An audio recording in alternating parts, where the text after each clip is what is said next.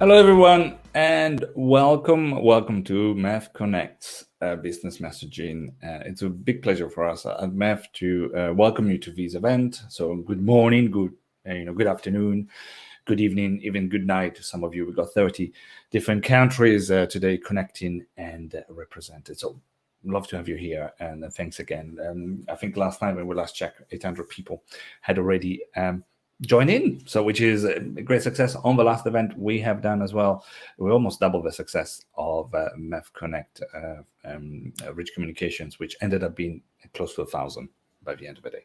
So I think great numbers. Thank you all for being here. If you're new to MEF, a quick word.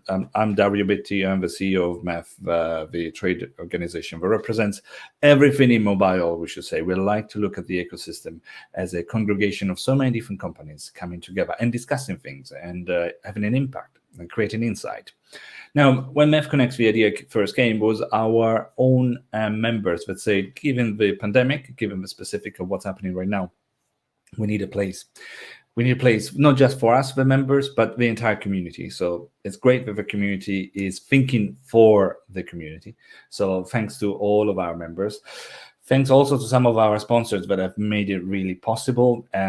The app, all the time spent on it. It takes a lot of time and efforts to bring together 115 speakers on 30 hours of content, but also all the things you see around it. So I should say a big thank you to Mavenir, to Infobip, to iMyMobile, XConnect, Cubus Mobile, Telesign, Doco, Intis Telecom, and Root Mobile. These 9 members have helped us to make it as big as we like it to be. Now, let me tell you a couple of things before I go into the details of what we'll see next and what's going to be coming for the next few days, actually 3 days. Well, first is all the things that I told you, we spent some time to work on. Usually at MEF, if you're a member, you know there is plenty of opportunity to speak, to discuss, to get insight, to interact. But we do realize that we're losing the serendipity moment, those great moments where you would meet somebody that you wouldn't necessarily expect to call, to see. It could have been an elevator, it could have been a conference like this one. All of those moments and all of the opportunity to switch off for a bit and focus on something else, focus on the long term, focus on the social aspects, focus on expanding your network. That's not happening right now because we are all discussing in Zoom calls with the people that we do know. And sometimes we even spend too much time spending on Zoom and talking to it, compensating for this sense of not being there. So here is 3 days for you possibly to switch off, cut some time off in your agenda and spend it with us, and use all of the tools we've got at your disposal to make sure that you're really part of a community and you're doing something. Now, here you should probably take your 8-year-old, 11-year-old in the family, those digital native that are very happy with TikTok, Snapchat. You can see that I'm not a digital native. It takes me a while to get into things. But here what we got for you. First of all, you see there is a mobile app. We couldn't do anything but we also have your screen in here.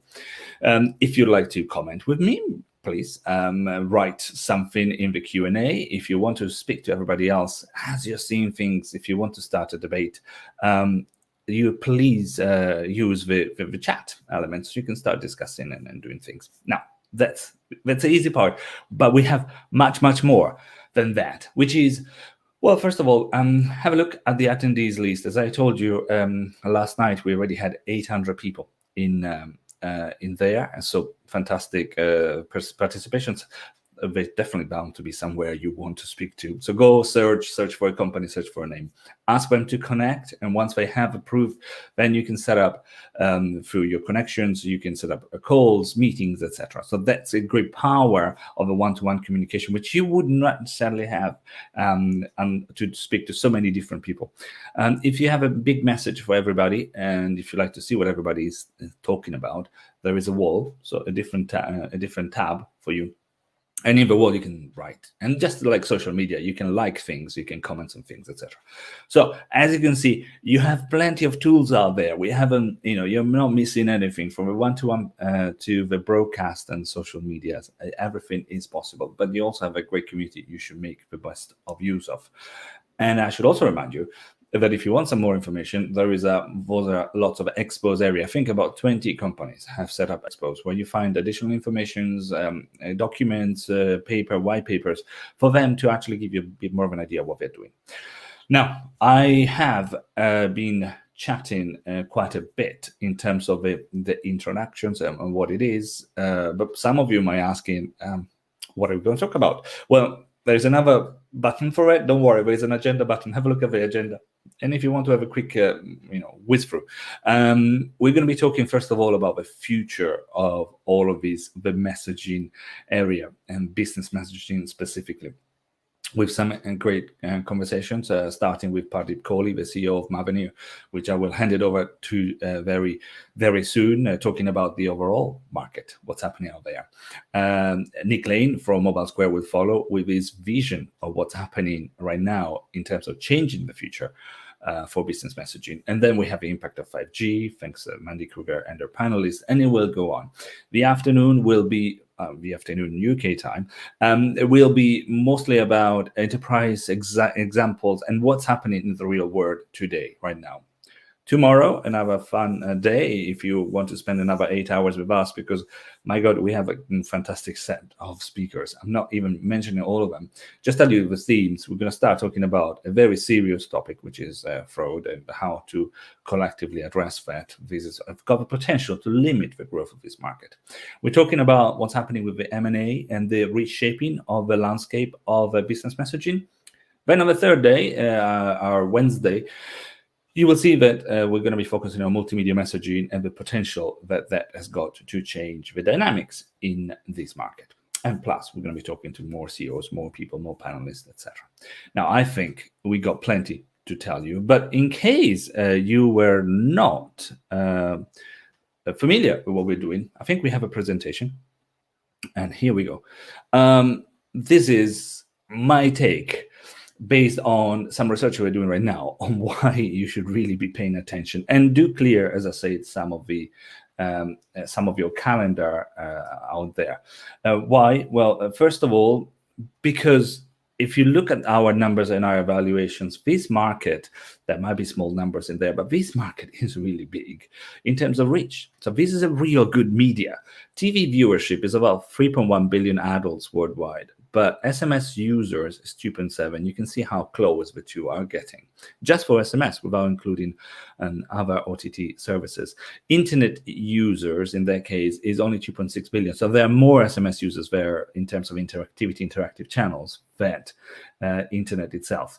And currently, business messaging targets 2.4 billion of those. So there's still some more adults out there that could be part of the conversations. Interestingly, as well, the very small one, as you can see, small numbers, 521 million, but that's a growing number of P2A communications, where persons start engaging with in applications and having conversation. Our conversational commerce element is starting to grow pretty nicely.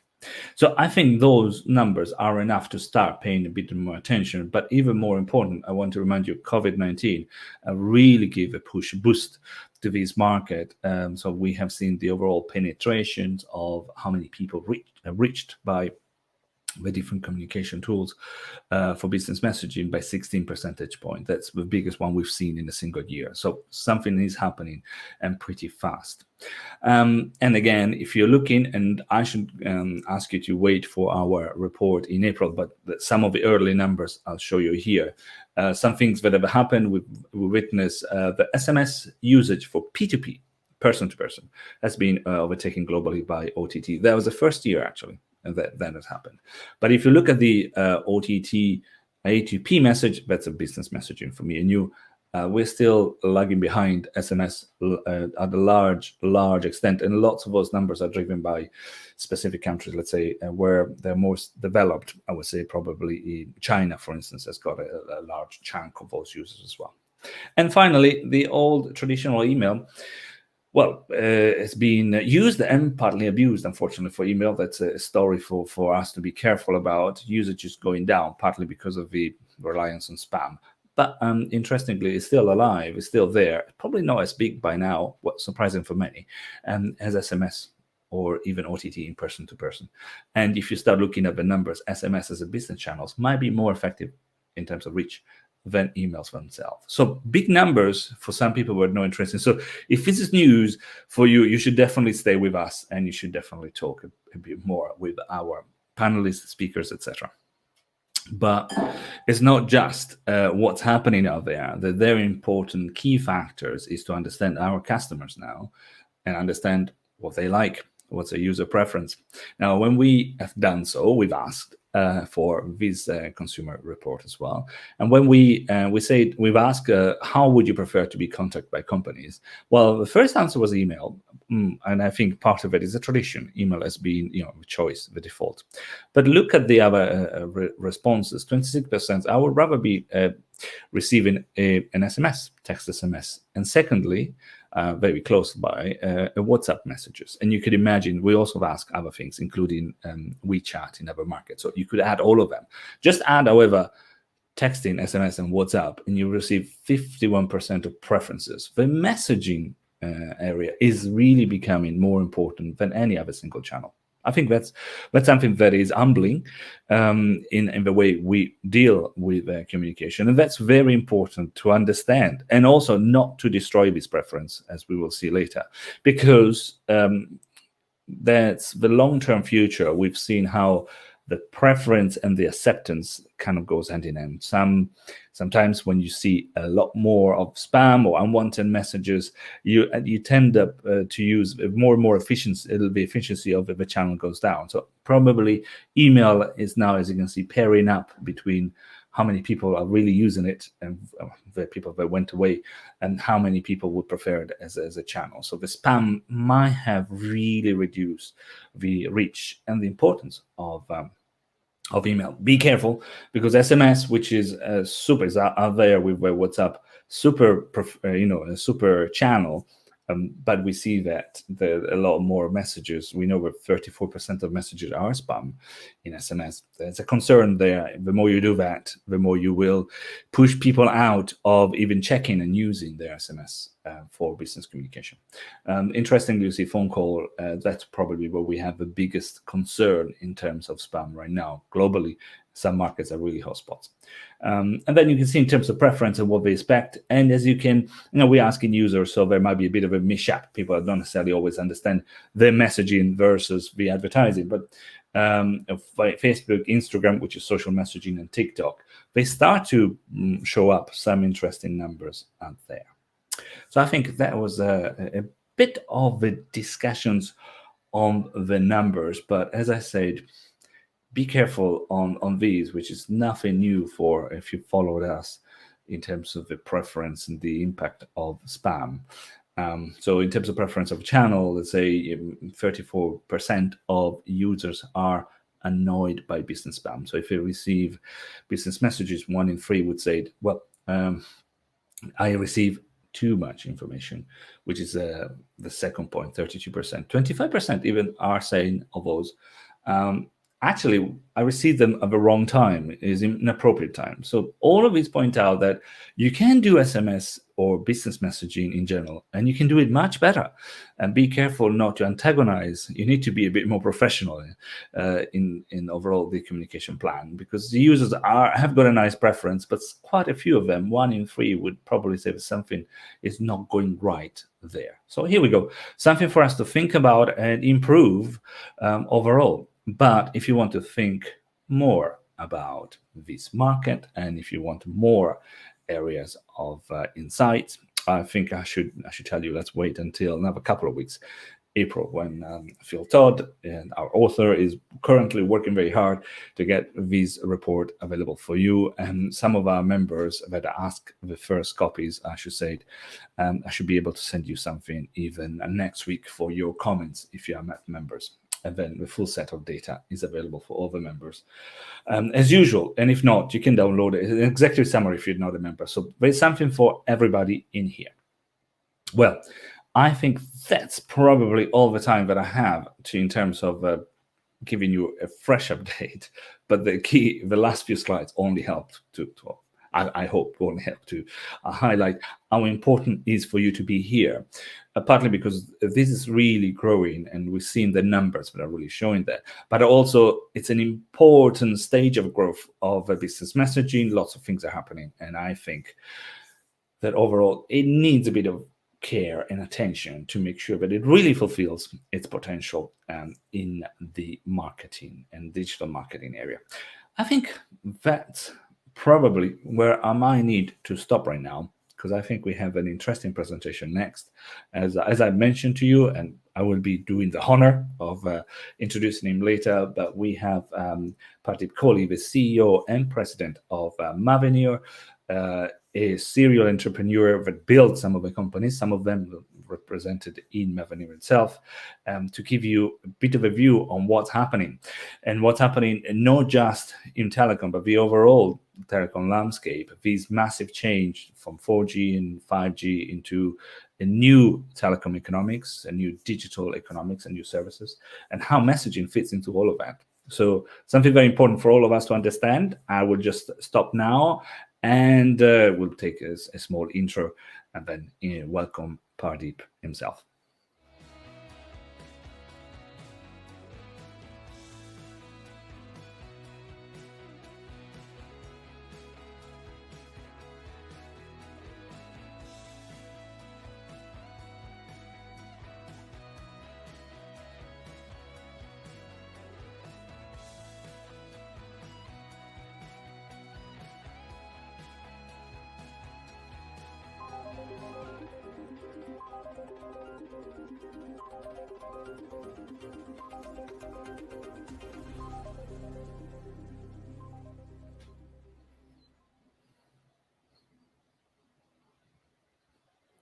Hello, it's me again. I didn't go anywhere, but as I said, we wanted to make sure that everything in the background was working perfectly, and I wanted to invite Pardeep Kohli as well, the president and CEO of Mavenir, to speak with us. Pardeep, very morning to you.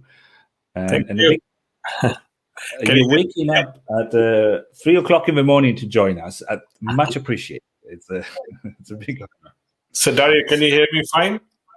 Perfectly well. Thank you very much. So, Pardeep, I will just I will leave you to have our keynote. I just wanted to thank you again for taking your time, given your background and given the importance of Mavenir right now in the changing the telecom landscape. I think we should probably spend some time listening for you. And if you have questions, meanwhile, please write them in the Q&A, and I will bring them back to Pardeep at the end. But Pardeep, here's your floor.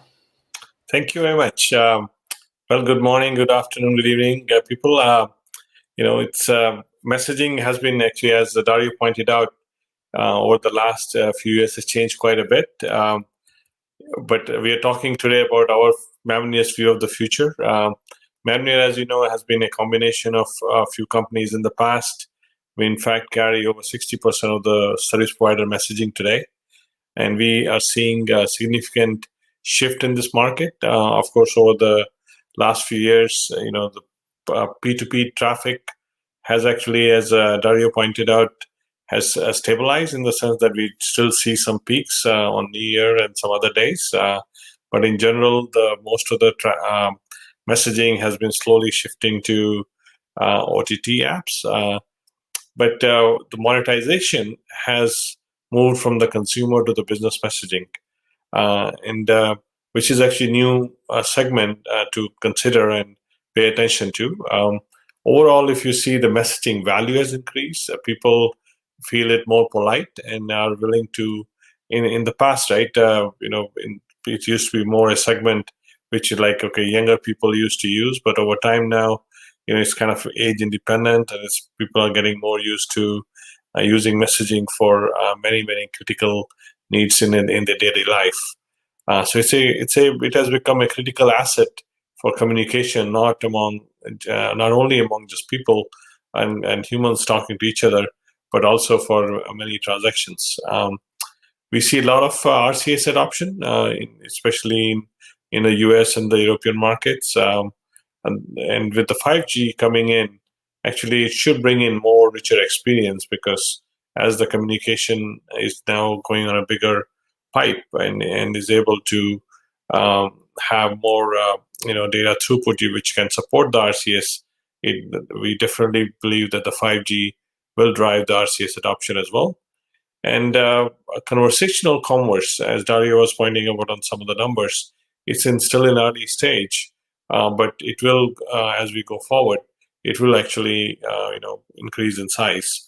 But of course, there are many ways for consumers now to use messaging, and they're using many different types of ways of interaction.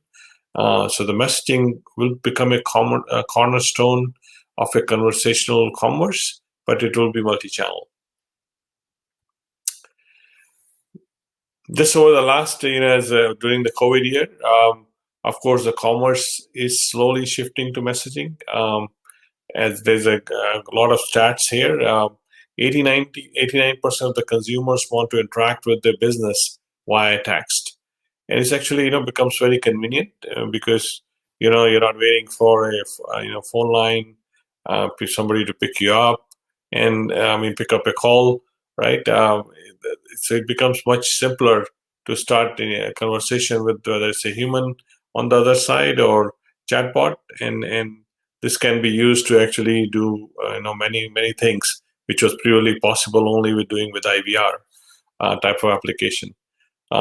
Companies like Facebook, using many different apps they have, whether it's a WhatsApp or Instagram or Facebook Messenger, they have been able to shift the usage not only for the humans but also for the businesses as well. The companies like Shopify and the companies which actually have been a cornerstone for the growth of the e-commerce are now using the messaging and the chatbots in much more elegant way in the conversational commerce. 58% of the consumers now respond to the missed business calls via text, and so that is showing us that the habits of the people and how convenient they are in interacting with the businesses through text messaging is becoming more prevalent, and it's becoming more understandable that people are starting to view messaging as a safe channel to communicate with the businesses. So if you look at the conversational commerce, messaging is, of course, as I pointed out, there are many different ways to interact. People have different types of applications. Of course, you have different engagement channels through which businesses can now interact with the consumer.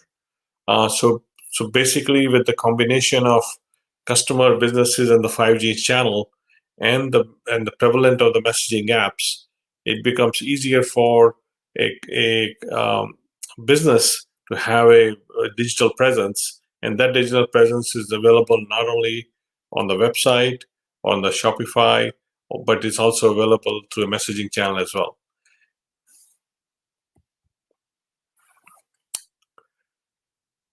The only unfortunate part is that now with the messaging, it used to be that okay, the only thing you had was SMS capability on the phone, and of course over the last 10-15 years, now there are many options available. You have WhatsApp, Instagram, Messenger, iMessage, and depending upon different countries, there are many other apps as well. So the P2P messaging has now become more about what app your friends use and what app is prevalent in a certain community, right? And to a large extent, all these apps are not interoperable. So you cannot really exchange messages between WhatsApp and other applications, which may have their own set of community and a silo way of communicating among those users. So what that means is really now we are left with many big islands, right? And the way to connect between those islands do not exist. So that's where it becomes a little challenge for the businesses. But how do you address a customer and you don't know what channel they may be using. So the good part is, okay, phone number is still one way most of the apps get used, but there are apps which could be using user ID. You don't know the capability of what that app supports, whether it deals with only the text messages of certain characters, or it can handle rich media as well. There are different. You don't know whether it can support like rich cards and carousel and rich links. So unless they more about what app the consumer is using, it'll become difficult for them to totally adopt one particular way of communicating. And that's where SMS is still the lowest common denominator, and it gets used quite often. But as more and more capability gets built into this channel, and the capability gets also built so that in a business can address it, it'll become very difficult. This is where the next challenge comes in for a conversational commerce to be adopted completely, of how to deal with all these fragments. So this is where we see the future to be. As you can see, the unified API, with all the different islands which have been created, whether these are SMS, RCS, and let's say because a business does not know what a particular consumer is using it to a layer in between, which can actually address the whole multi-channel aspect of business to consumer messaging. And what that really means that is that this particular layer needs to have a capability to deal with one-to-one interaction. It needs to be able to interact with the different type of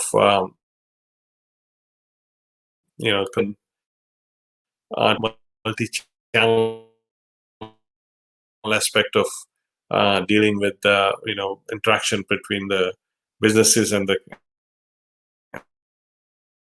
consumers. A multi-channel experience can make it simple, where independent of what device you consumer in the business becomes seamless, and you can see some consistency. And of course, it will be kind of impossible to have a series, right? But still, it's possible that the major aspect of as a consumer goes from one app to another app. So here we are showing like between the actual experience for the customer may change, but it's different sets of consumers who could be using different apps. So this with a service provider, so you're not trying to adopt it for different particular apps.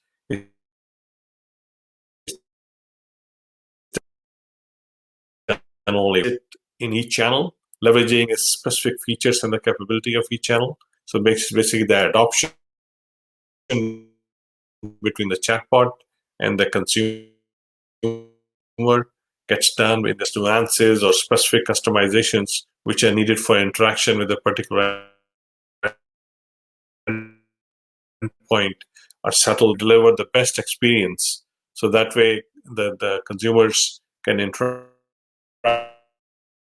with the businesses and can actually, conclude a transaction.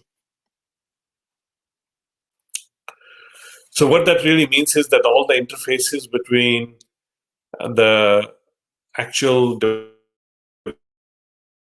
device, some open standards, and if it becomes cannot interact with the endpoint client, then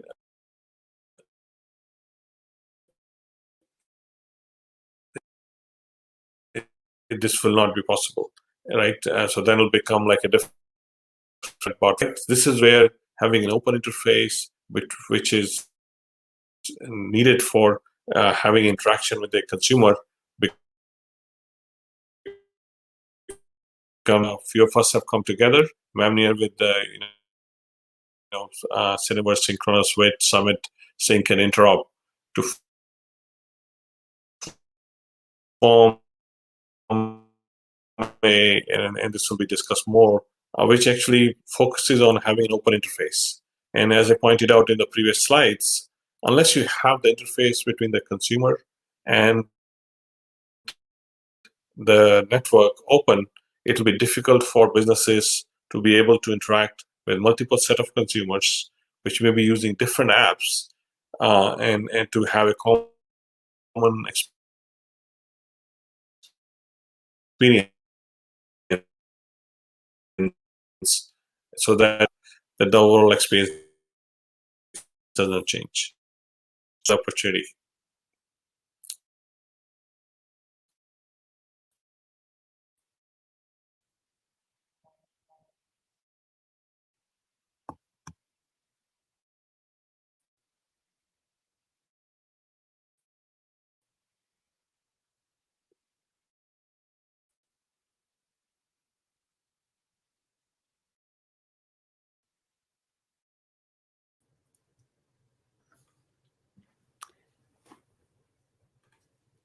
Hello, can you guys hear me?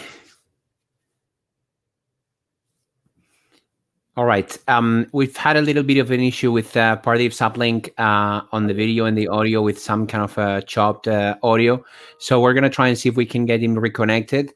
But in the meantime, just as a summary, there's going to be a session on Open RCS happening on Thursday. I mean, on Wednesday, we recommend that you attend. And now we're going to go into the Q&A section for the session.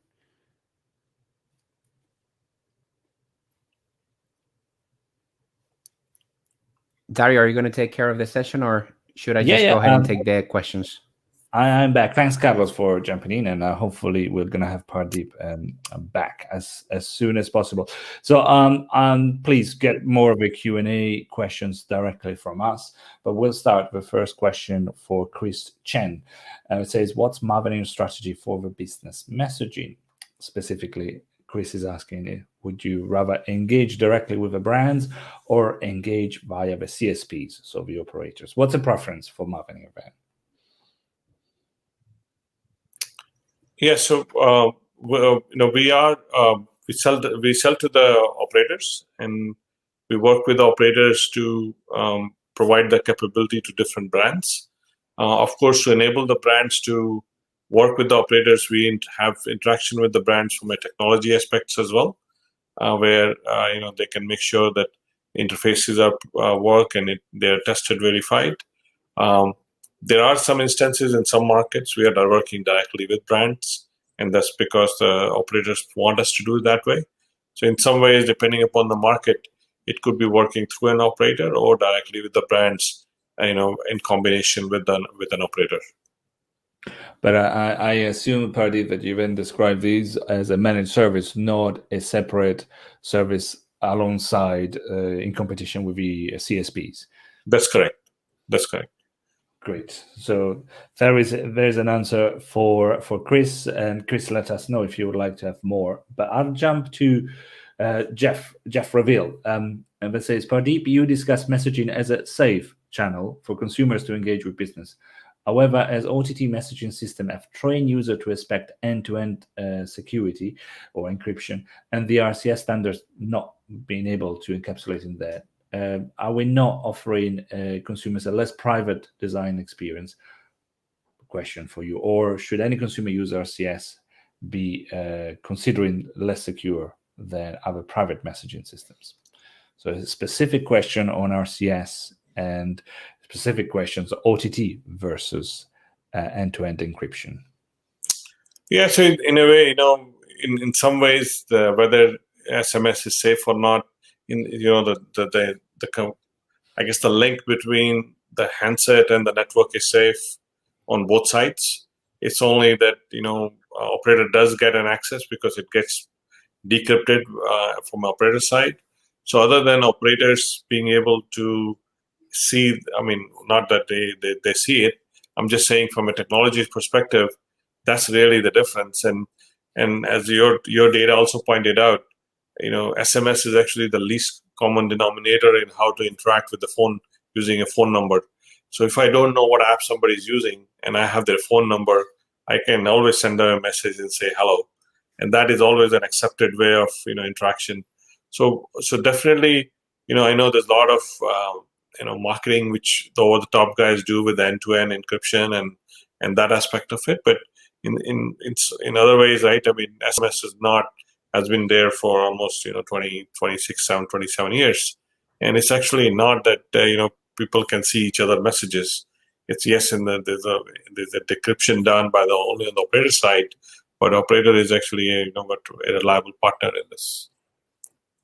And it should also be saying that end-to-end encryption doesn't mean that the message is not decrypted by some parties. Right, it's used to have access for lawful intercept and so on. Some of these OTT players have engaged with different partners as well, so it's still possible. But also on the other hand, right, if operator is still considered as safe from a consumer aspect, so if I'm going to a certain website, an operator actually can validate and verify that this is a trusted chatbot, but that an operator has already verified it, I believe that will be much more valuable to a consumer as compared to not having that tick mark that this is not certified.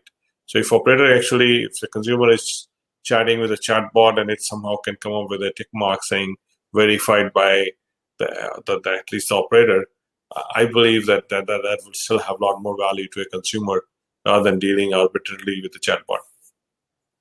That's great. And actually, Jeff was bringing up a very valid point. More on that. And the security of RCS, I think, will be discussed on the third day of our event, where we have a panel including a lot of different experts as well. So I think stay tuned for more discussions.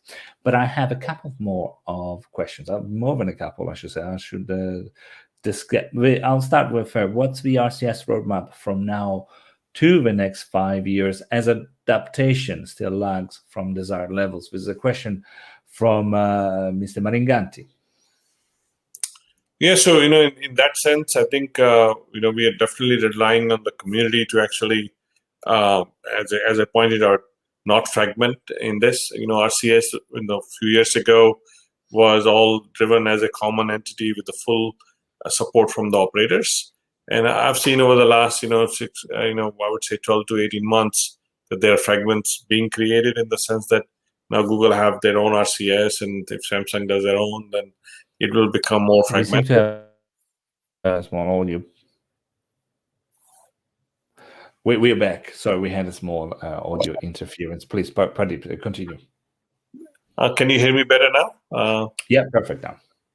Yeah, so I think it's important to have actually a standardized interface and to be able to add capability into it and not fragment it.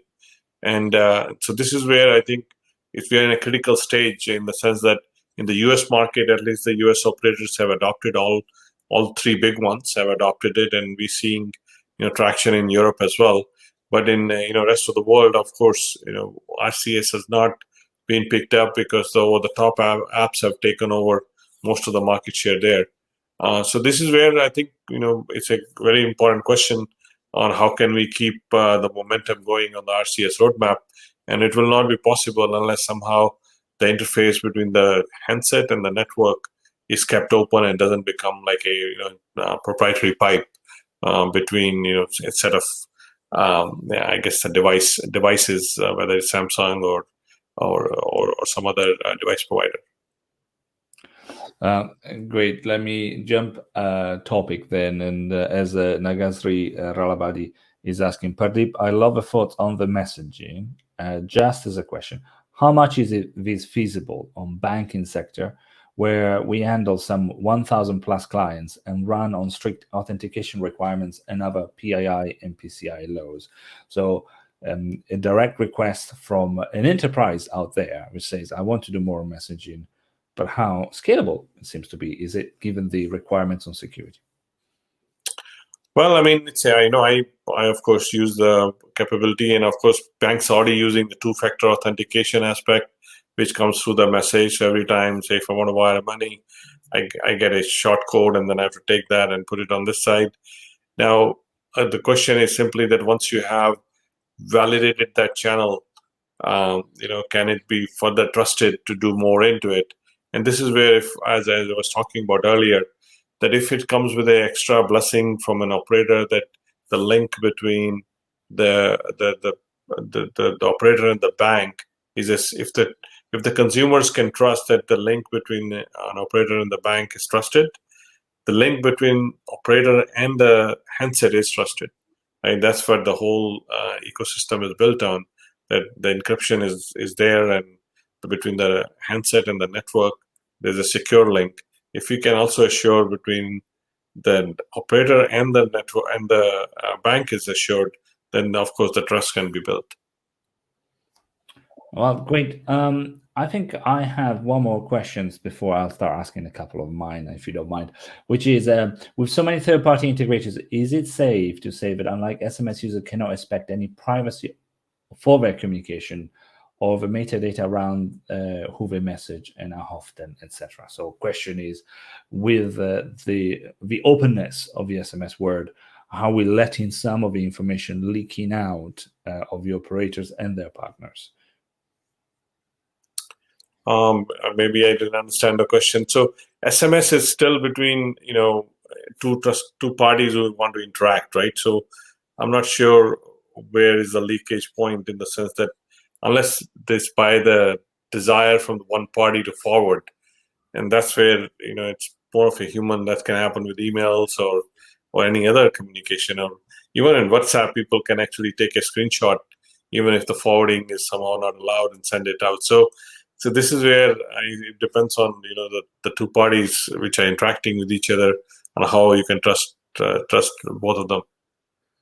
Oh, great. Well, so let me ask you something else, not about the personal data, not about the OTT platforms or the enterprises so far. I'll ask you about the telecom operators. In your views, what they're thinking now. I see a big Mavenir 5G logo behind you, which just reminds me, we're probably waiting for something quite substantial to change. Is that true? How is messaging going to be affected by 5G? I think 5G definitely provides an opportunity. Now, it to some extent, it depends on operators on how they want to monetize it and how far they want to go, and it depends on the markets. As I said, we definitely believe that in certain markets, operators actually have just given up and they just all left to the OTT players.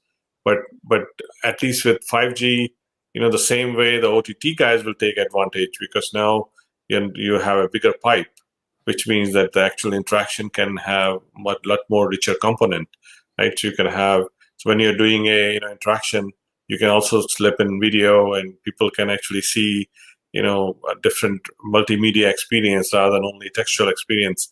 So those type of things will be possible. Now it's up to really an operator to be able to monetize it, and this is where we definitely will provide them the technology aspect of it, right? And of course they still have to market and sell it.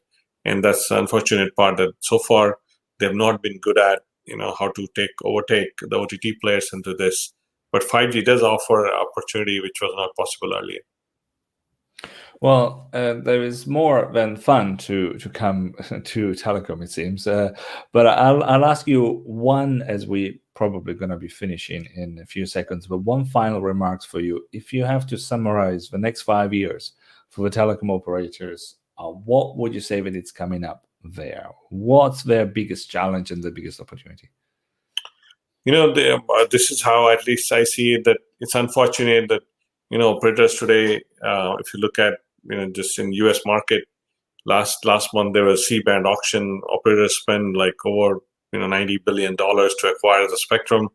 So if operators spending billions of dollars to acquire spectrum, build the networks, and then, when iPhone comes, they also offer free iPhones so that consumers can stay on their network. That really means that all they have really figured out is that, okay, we can just build a good pipe and that's sufficient. So I think this is the first opportunity after a long time where they have an opportunity now to actually go up the chain and to be able to offer more value-added services to the consumers, as compared to previous generation when they missed it. We might have some problems. Pardeep, you're back. Great. I don't know. Nobody's using the network. Let's see. Well, there at least on the fixed one, we still have opportunity for improvement. But But thank you, I should say, Pardeep, for engaging with us and venturing all the different things that are thrown at you, the early rise, the challenges with the internet. Very much appreciated your commitment today and showing the way of what Mavenir thinks is coming next. So I'd like to thank you, and I'd like to thank all of Mavenir for being also a sponsor to helping us to bring this event to the public.